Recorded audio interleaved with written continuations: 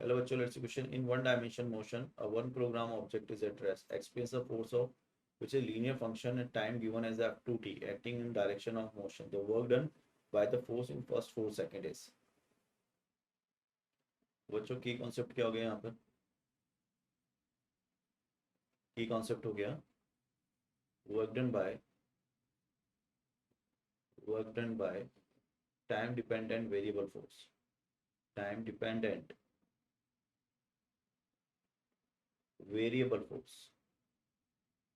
Time dependent variable force, ये आपका की कॉन्सेप्ट हो गया।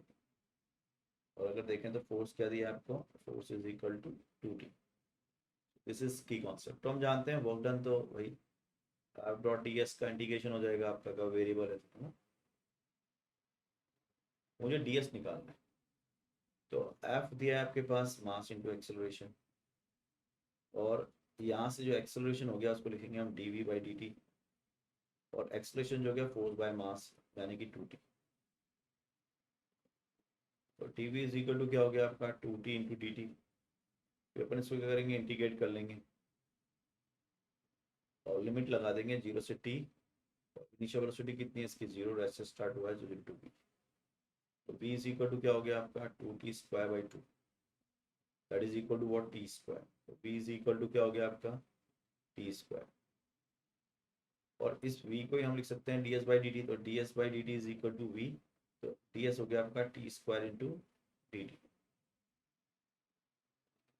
ठीक है, अब यहाँ से अपन अगर देखें आराम से यहाँ से हम वर्क डन निकाल सकते हैं। तो वर्क डन हो गया अब आपका 0 to 4 सेकेंड,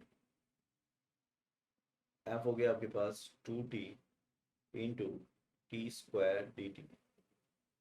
तो ये हो जाएगा आपका t4/4। सो फाइनली 2t4, और लिमिट है इसकी एक 2t/4 ना, तो ये हो जाएगा आपका t4/2, 1/2t4, लिमिट 0 to 4। तो 0 to 4 में पुट करेंगे तो ये हो गया 4/4 16। तो दैट इज 16 इंटू 16/2, तो 256/2 128 जूल। तो ये फाइनल आंसर हो गया आपका वर्क डन का। तो final answer of the work done is 128 joule. Fourth option is correct. I think you understood it. Best of